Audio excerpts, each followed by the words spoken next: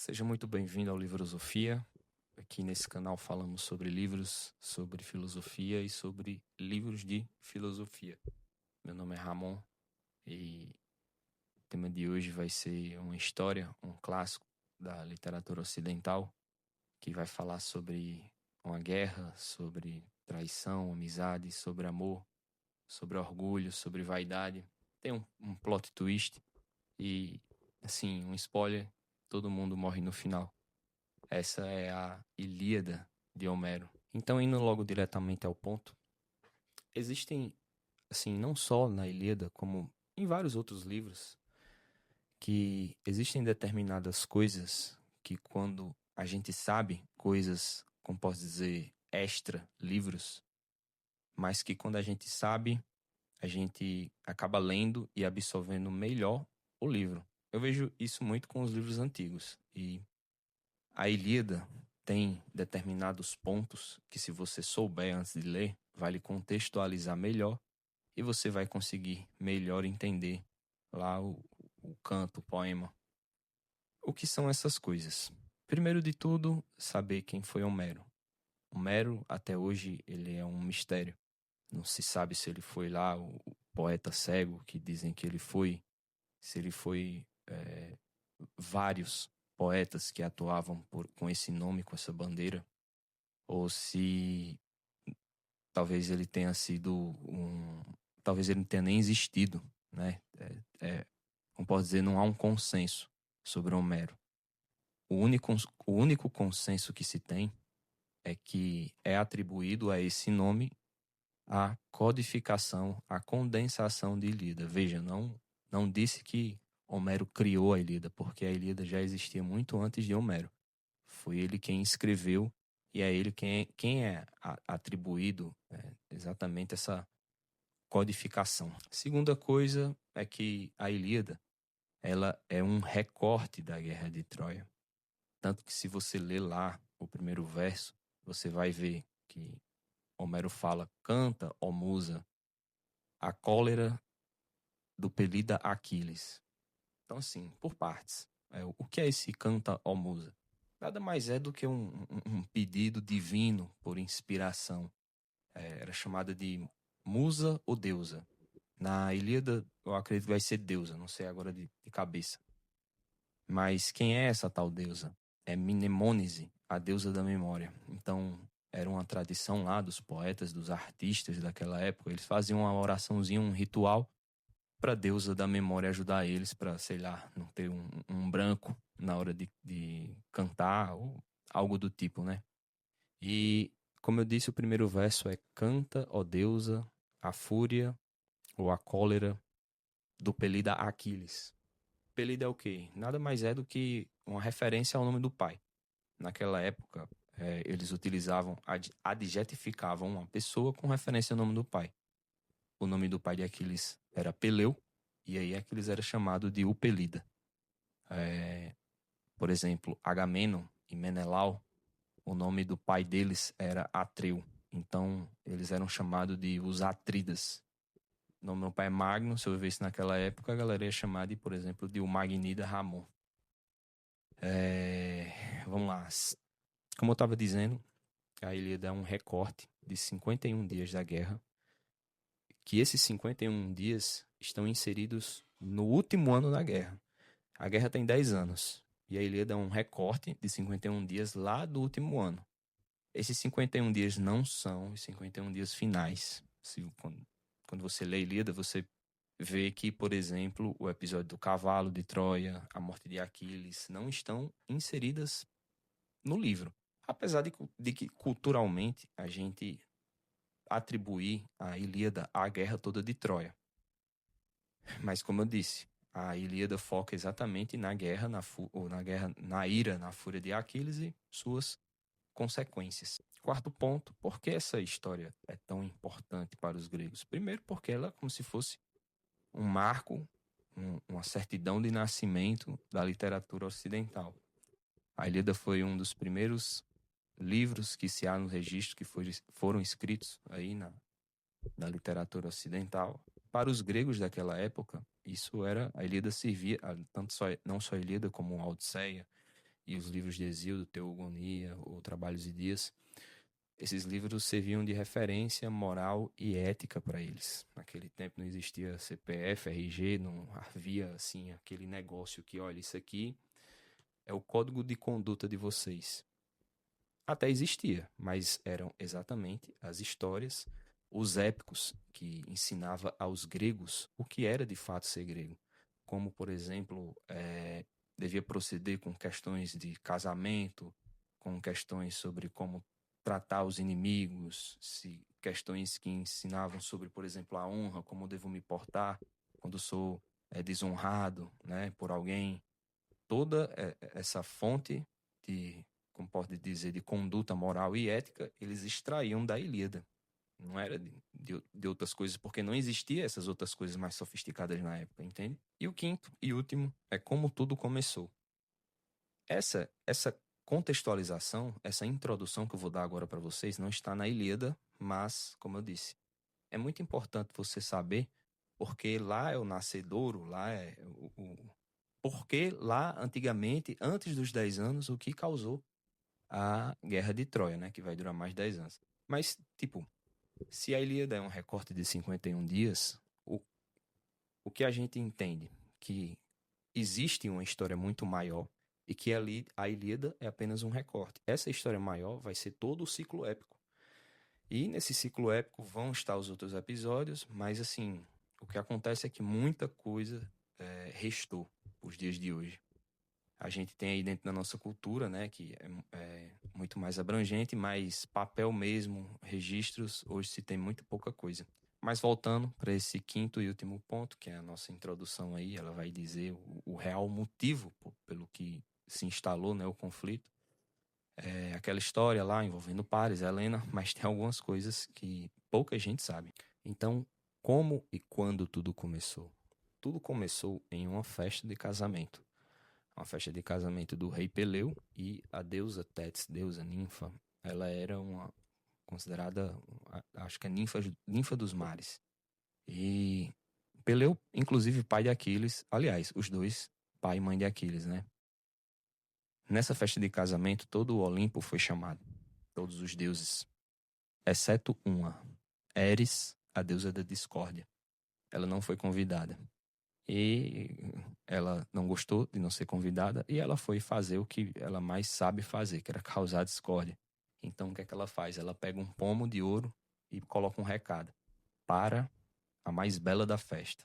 Aquele pomo era destinado à mais bela da festa. E quando viram lá, né, o pomo de ouro e disseram, rapaz, a gente vai ter que dar para a mais bela, mas quem é a mais bela? E três deusas reivindicaram esse posto. Era a mulher de Zeus, Afrodite e Atena. Elas começaram a brigar e se desentender porque todas elas se achavam a mais bonita da festa. E Zeus foi tentar intermediar, né? Foi tentar resolver aquela situação e acabou tendo uma ideia. Eles vamos chamar uma pessoa que é imparcial, né? Um terceiro aí aleatório que esteja passando. E aí eles acharam Paris, que estava pastoreando lá perto da festa. E disseram, decida aí, Paris, quem é a mais bonita das três para você, diga aí. E, assim, Paris ficou meio que indeciso, né? E cada uma das deusas tentou corromper Paris com tudo que ela poderia oferecer. Era como era a rainha do Olimpo, ela ofereceu Paris poder. Ela disse, Paris, se você me escolher, eu torno você o homem mais poderoso do mundo. E Atena, também, a deusa da sabedoria, tentou corromper Paris, dizendo que, olha, Paris, se você me escolher, você vai ser o homem mais sábio, inteligente do mundo. E Afrodite, como era considerada, né, a deusa do amor, ela ofereceu para Paris a mulher mais bonita que existia. E não deu outra, né? Paris escolheu pela mulher mais bonita. E aí acontece que depois, né, Afrodite ficou, claro, em dívida com Paris. E um determinado dia que Paris estava em uma missão diplomática em Esparta, Afrodite aproveitou o momento, porque então a mulher mais bonita era Helena de Esparta, mulher do rei de Esparta, Menelau, e Afrodite aproveitou aquela brecha para pagar a sua dívida com Paris. E aí eles fazem lá o famoso Helena parte com Paris, mas o que todo mundo não sabe, muita gente não sabe, é que Helena não queria ir. Helena foi coagida, foi ameaçada, ou seja, posso nem dizer se acha esses nomes no YouTube hoje, raptada. O povo acha que foi consensual, não, porque ele era amante, não. Afrodite, ela fez lá os feitiços, ameaçou lá Helena e com Paris também envolvido, eles raptaram e levaram Helena para Troia. E aí o resto da história a gente já sabe, né? Agamemnon e Menelau, eles juntam uma coalizão formada por todos os reis gregos e partem em direção a Troia para destruir e varrer ela do mapa. É dito que eles juntaram 100 mil homens, um grande exército, né? E aí eles partem para Troia e inicia-se o conflito. Mas aí a gente tem um salto temporal de 10 anos e, em resumo, a guerra meio que estava emperrada, né? Os gregos não tinham feito muitos avanços, nem os troianos também não tinham nem, assim, não estavam nem perto de expulsar os gregos. E, diante de tudo isso, os gregos, eles adotam outra estratégia. Eles vão fazer incursões em cidades vizinhas a Troia, apoiadoras de Troia. Porque, assim, outra coisa, né? Acabei me lembrando, que facilita também o entendimento da gente, é que Troia não é apenas aquela cidade, aquela fortaleza. Troia é o povoado. Ilion, não o nome Ilíada, Ilion, que é a principal fortaleza, a principal fortificação que tem lá as muralhas. E por que esses nomes? Troia, ela vem de Tros, que é o nome do fundador lá, o ancestral lendário lá daquele povoado. E Ilion, que é a principal fortificação, deriva de Ilo, que é neto de Tros, que foi quem fundou lá a fortaleza. Depois que acontece essas incursões lideradas por Aquiles nas cidades vizinhas, onde ele realiza saques, né, ataca lá as cidades, faz sua pilhagem, é onde começa de fato, é como tem uma linha e de fato é o marco temporal de começo da Ilíada. Lembre-se, Ilíada, um recorte de 51 dias. E aí, de fato, a gente começa, vai começar o primeiro canto. E esse primeiro canto, ele começa meio que é como se fosse uma treta no alto comando. Aquiles, em suas incursões, ele saqueia lá um templo de Apolo e acaba, entre as pessoas que foram capturadas, ele captura lá uma cidadã de nome Crisei, que é filha de um sacerdote de Apolo chamado Crises. E acontece que o pai dessa mulher, que foi assim, foi dada a Agamemnon e por ele escravizada, virou serva de Agamemnon, o pai dessa moça, sofrendo muito, foi lá e foi tentar negociar o resgate dela, foi implorar para Agamemnon que ela a libertasse, que poderia fazer troca por outros reféns, mas Agamemnon era um líder muito orgulhoso e ele não quis saber de conversa nenhuma. Ele, pelo contrário, ele humilhou Crises na frente de todo mundo, expulsou ele, diga, vai embora, sua filha vai ser minha escrava pelo resto da vida.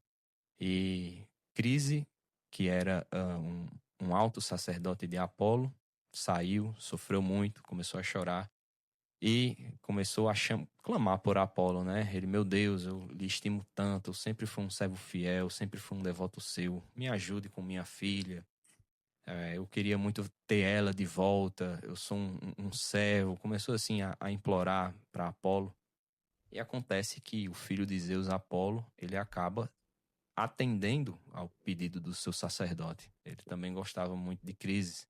E ele vai se vingar dos gregos por Crises. Ele vai começar a detonar os gregos, vai enviar uma peste, pega o seu famoso arco, as suas famosas setas e começa a trucidar os gregos. E isso dura 9 dias. E depois disso, né, ainda sobre, né, as pragas de Apolo, os gregos se reúnem novamente em uma assembleia. E nessa assembleia, Aquiles leva um adivinho. Um adivinho naquela época era como se fosse um xamã, como se fosse um homem que entendia aí dos assuntos sobrenaturais. E ele vai lá e ele explica por que aquilo tudo, porque até então os gregos não sabiam que aquilo era estava sendo realizado por Apolo. E eles vão lá, se reúnem, e o nome desse adivinho era Calcas, e ele diz: olha, o que está acontecendo nada mais é do que uma vingança de Apolo por vocês terem humilhado o sacerdote dele. Então, se vocês quiserem que Apolo pare, vocês devolvam Crisei, mas dessa vez sem resgate. Devolvam ela. Só assim que ele vai parar. E depois disso, né, assim, ficou comprovado que a culpa daquilo tudo era de Agamemnon, e ele tem um momento muito ríspido com Aquiles, né? Agamemnon também, assim, não foi uma, como eu disse, não foi uma reunião muito amistosa, né? Era um acusando o outro, um esbravejando com o outro. E Agamemnon se sentiu ofendido, né? Porque foi, assim, taxado como culpado daquilo tudo. Não gostou. E ele falou: olha, eu vou. Tudo bem, vocês querem que eu devolva Crisei, eu devolvo. Mas eu não posso ficar sem uma escrava e eu quero ser reparado. E quem é que eu vou pegar? Quem é que eu quero? Vocês vão me trazer Briseida para mim. E Briseida era uma escrava, era uma serva lá de Aquiles, que Aquiles gostava muito, por sinal. E aquilo, assim, não é só traga Briseida para cá. E Aquiles, tudo bem, não. Tudo aquilo envolvia muito orgulho, envolvia muita questão da honra. E naquela época a honra valia muito mais do que a vida, né? Então Aquiles se sentiu tão humilhado, desonrado por Agamemnon. Inclusive, Aquiles chega até a sacar sua espada para matar Agamemnon. E ele só não faz porque a deusa Atena segura a mão dele lá na hora que ele está desembainhando a sua espada. Mas Aquiles pega, né? Respira fundo. Você quer Briseida? Pode pegar, não tem problema não. Mas eu não luto mais nessa bosta dessa guerra, não. E foi-se embora, foi pra sua barraca. E aquilo ali vai mudar significativamente os rumos da guerra. E aí Aquiles vai embora, indignado pra sua barraca. Não quer mais lutar a guerra. E acontece que quando ele chega lá, né? Na sua tenda, ele começa a chorar, isso mesmo. Ele pega choro, pega pranto, e ele, inclusive nesse momento que ele tá lá chorando, a mãe dele sai lá dos mares pra consolar, né, filho? O que é que tá acontecendo? Por que você tá sofrendo tanto? E Aquiles vai, porque eu fui desonrado por Agamemnon, aquele escroto, não sei o que lá. Aí, e isso, Tétis fazendo lá o papel de mãe dela, meu filho, o que é que eu posso fazer alguma coisa pra você parar de chorar? Aquiles dá uma de mala, né?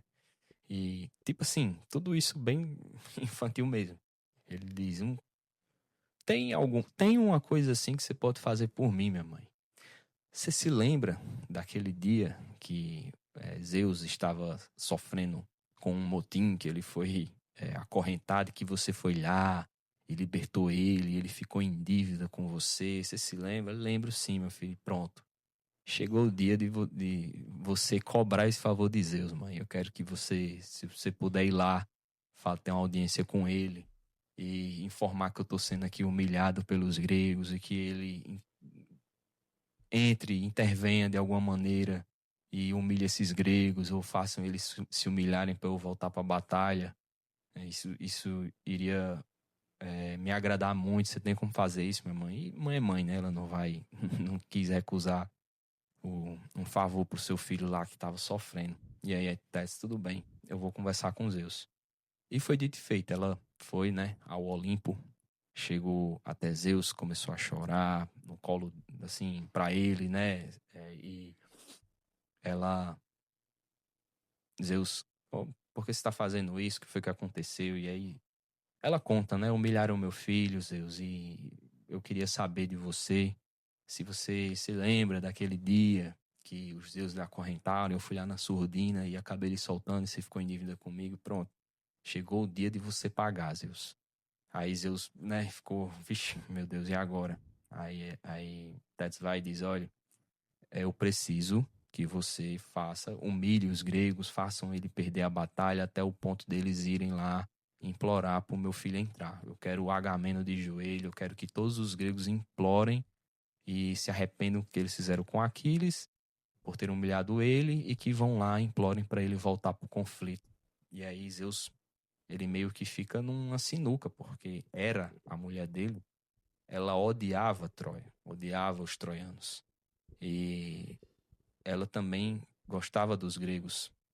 E aí que Zeus não queria desagradar sua mulher, mas também ela não quis também não honrar aí sua promessa que tinha com Tétis, né? E aí ele meio que bola um plano. Ele vai e ele manda um sonho enganoso, um sonho fake para Agamenon. Nesse sonho fake, Agamenon tem uma mensagem, né? Recebe uma mensagem divina dizendo que era o momento de atacar Troia, era agora. Se não fosse agora, não ia ser nunca mais. Rearme que os deuses estão ao favor dele, né? E se arme o exército e parta para a batalha. E Agamenon, quando ele acredita nesse sonho, né, ele acorda, convoca, né, os seus comandantes, mandam todo mundo se armar. Mas tem um determinado momento que Agamenon percebe que ele foi ludibriado por Zeus. E aí, Agamenon, ele era muito instável emocionalmente. E ele já começa a se desesperar. Minha Nossa Senhora, Zeus está contra mim. Vamos embora daqui, vamos embora para Grécia, vamos, né? Não sei o que é que a gente tá fazendo aqui. E o exército grego só fica porque, nesse momento, Ulisses e Diomedes, Nestor, eles que eram pessoas muito mais equilibradas do que Agamenon, eles não deixam os exércitos irem embora. Eles fazem lá um discurso bem motivacional e acabam inflamando os gregos a ficarem e a seguirem com a batalha. Então, assim, por que no plano de Zeus, Zeus estava incitando a batalha? Porque como os gregos estavam sem Aquiles e Aquiles era a arma principal dos gregos, as chances deles perderem eram muito grandes. E é isso que vai acontecer durante todo o livro. É só, assim, surra para cima dos gregos. E poucas vezes os gregos vão empurrar, vão ter um fôlegozinho a mais em frente aos troianos. E aí acontece que os exércitos se armam e vão se enfrentar, né? Na hora que eles estão frente a frente, a gente, que estão se encarando, né? Acontece que Paris, ele estava lá nas linhas de frente dos troianos, né? E ele estava cheio de pompas, né? Se passando lá por um guerreiro, um lutador. Ele não era essa pessoa. Acontece que Menelau também surge lá frente aos gregos e Paris fica com medo e vai-se embora. Vai lá para as linhas de trás, no caso. E Heitor, irmão de Paris, um líder dos troianos, né, um grande guerreiro, domador de cavalos, ele vê tudo aquilo e ele fica indignado com Paris. Ele começa a humilhar Paris, ele chama ele das coisas, só não chama de carne assada, mas o resto. E aí acontece que aquilo tem um efeito em Paris. Paris, ele realmente se toca, meu Deus, eu tenho que ir lá, eu tenho que enfrentar Menelau por uma questão de honra. E ele vai em direção a Menelau e chama Menelau para o duelo, valendo Helena. E Menelau, claro que aceita, Menelau era um espartano, né? Não ia gelar para Paris. E eles vão lá e duelam. E acontece o que a gente vê no filme, né? Menelau, ele vai, detona Paris na hora de matar, arrasta, na hora de matar Paris, ele meio que arrasta Paris pelo capacete, mas só não mata Paris, não é porque Heitor mata Menelau, é porque Afrodite, que, né, tinha lá a sua relação com Paris, ela pega e teleporta Paris lá do local da guerra, lá pra dentro de Troia, lá pra cama, lá do quarto dele. E é tipo assim, Menelau tava arrastando Paris pelo capacete e do nada tá só o capacete na mão dele, né? E depois disso é que realmente os exércitos vão colidir, vão se enfrentar. É uma batalha muito longa, é uma batalha que vai passar aí por diversos cantos. A Ilíada, ela, apesar da gente poder, assim, resumir muito breve os principais acontecimentos, cada acontecimento desse que eu estou narrando aqui nesse vídeo é um acontecimento que ele é narrado de forma muito extensa no livro. Por exemplo, só esse duelo aí de Paris com Menelau, se eu não me engano, é um canto. A Ilíada, ela tem aproximadamente, acho que são 15 mil versos, cheguei a contar, mas cada canto desse é de 600 a 700 versos. Salvo engano aqui, esse livro ele vai ter em torno de 600 e poucas páginas. Edição Editora Pinguim. Mas, voltando. Depois de muita batalha, os exércitos eles dão lá uma trégua estratégica, só um momentozinho para as tropas dormirem, descansar um pouco, para velarem os corpos, fazer os funerais lá dos seus mortos, recolherem, né, os corpos. E nesse momento, paralelo a isso, no Olimpo, Zeus faz uma reunião, uma assembleia, chama os deuses. Zeus ele tá ali querendo apaziguar as coisas, o Olimpo estava rachado, porque as deusas, os deuses, é, as deusas Atena, Hera e Poseidon, eles eram pró-gregos. E os deuses Ares, Afrodite e Apolo, eles eram pró-troianos. Então Zeus tinha aquele papel ali de querer intermediar, ele tanto queria ser um intermediador, mas ele tanto tinha o compromisso de honrar Aquiles, como também ele estimava Príamo, o rei de Troia, e Heitor. Gostava muito dos dois, mas por mais que ele tentasse assim pagar a dívida com Aquiles, ele queria fazer de um jeito em que não rachasse o Olimpo. Então sua atuação ali é meio que, não posso dizer, é meio que ambígua, né? Mas, enfim, voltando, Zeus ele pega sua balança do destino, coloca os destinos de Troia e de Grécia em cada balança e vai e pesa. E no caso Troia, ela acaba pesando, então ele chega para todo mundo e diz: olha, tá aqui a balança, então Troia tem que vencer os gregos. E ela vai ficar vencendo até chegar o momento de que Aquiles retornar essa batalha. Enquanto não retornar, vocês que aguentam, porque os gregos vão apanhar. E proíbe esses deuses de intervirem, que estavam constantemente intervindo, eles proibiu, mas essas proibições eles não levavam a sério, sabe? E depois disso, a batalha começa e no decorrer dos outros cantos, os deuses vão lá e tentam entrar, sabe? Eles não levam muito as determinações de Zeus a sério. E acontece que, no meio desses combates, os troianos continuam avançando em cima dos gregos, os gregos tomando lá um apavoro. Acontece que Hera, esposa de Zeus, ela bola um plano. Ela vai até Afrodite, pede uma porção do amor, pede lá posso dizer, os itens encantados de Afrodite, porque ela quer ter uma com, com Zeus. E aí Afrodite dá lá os melhores feitiços, as melhores porções para ela.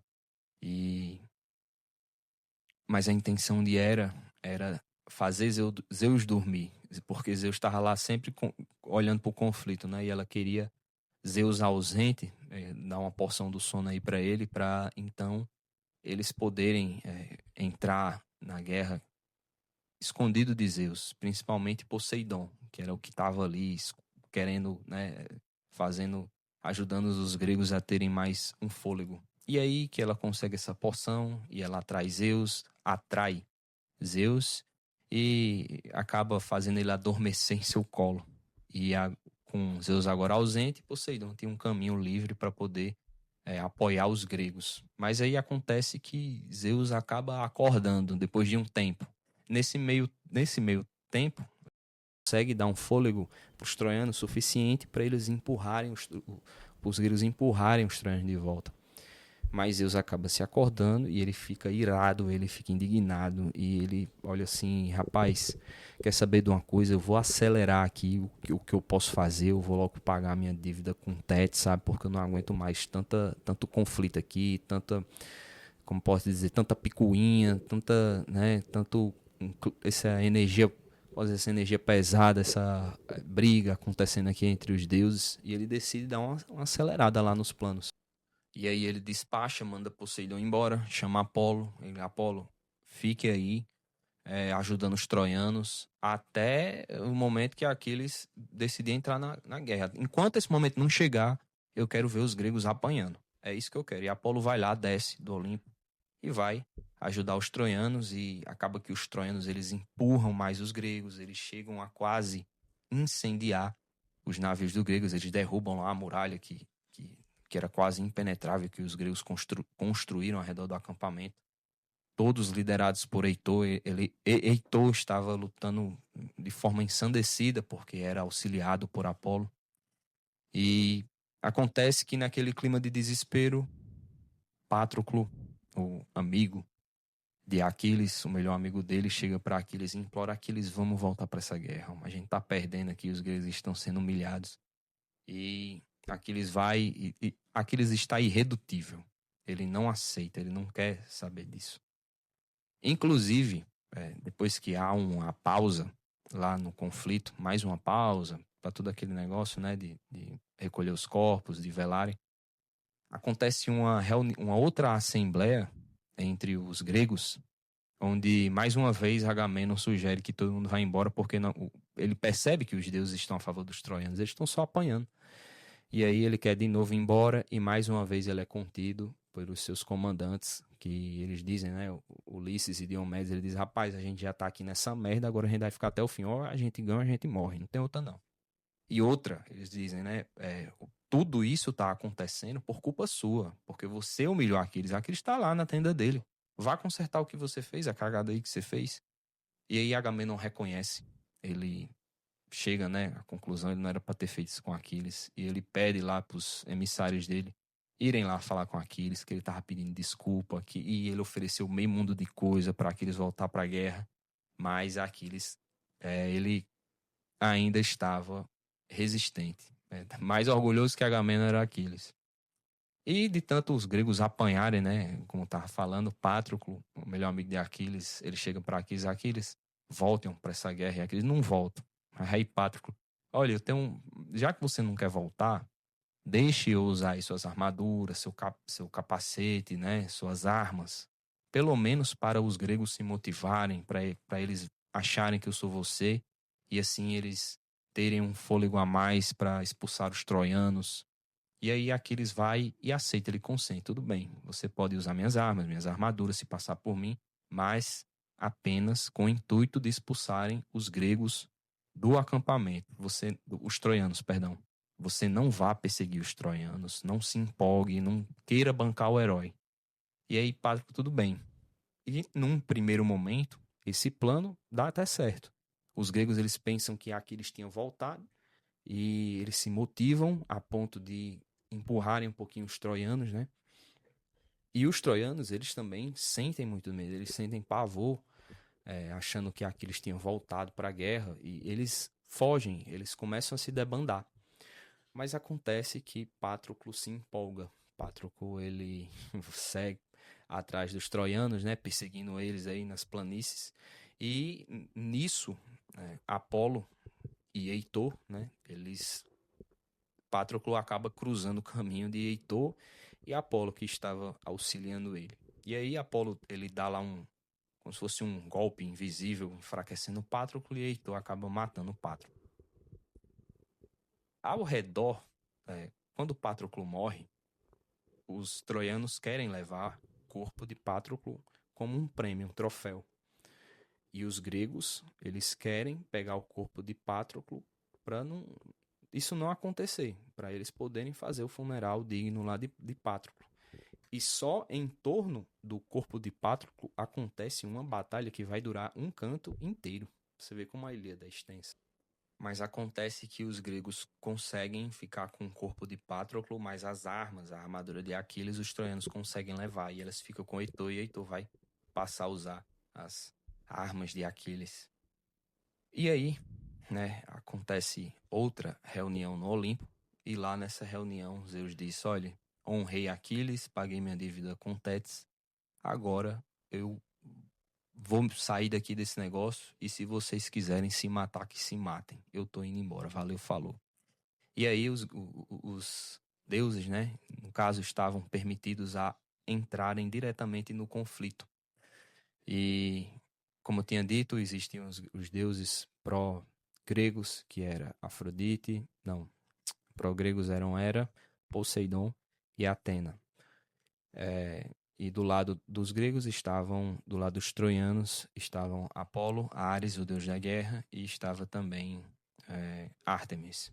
E aí esses deuses vão lutar diretamente no conflito, uns contra os outros. Mas acontece que Hera, ela dá um samba de pau em Afrodite.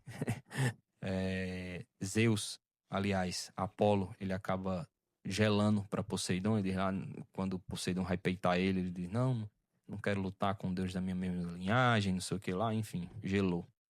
E também Atena dá lá o seu samba de pau também na deusa Ártemis. E enquanto isso, também a batalha estava acontecendo, né, entre os homens. Aquiles, ele soube da morte de Patroclo e ele ficou no modo bestial, no modo possuído lá e enfurecido. Exatamente, é aí que começa a famosa fúria de Aquiles, né, no qual foca a Ilíada. E aí que Aquiles ele começa lá a fazer sua matança e tinha lá um rio de nome Xanto e que havia um deus, que era o deus que comandava esse rio, que também o nome dele era Xanto. E Aquiles estava fazendo uma matança às margens desse rio. E tem uma hora que Aquiles entra nesse rio e esse deus decide querer matar Aquiles, porque ele estava inundando suas águas de sangue.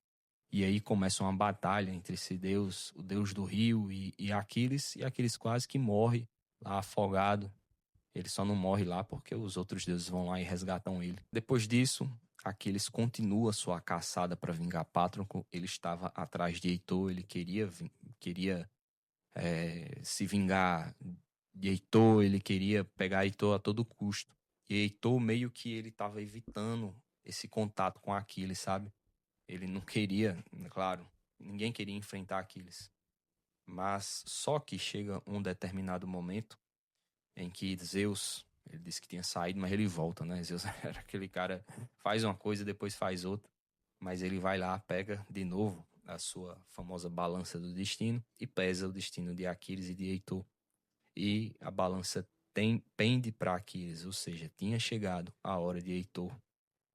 Em um determinado momento, aí Zeus vai e tira Apolo do auxílio de Aquiles. Ele, Apolo, chegou o momento de Heitor morrer, então pare de ajudar ele. E aí Apolo se ausenta e a deusa Atena aproveita esse momento.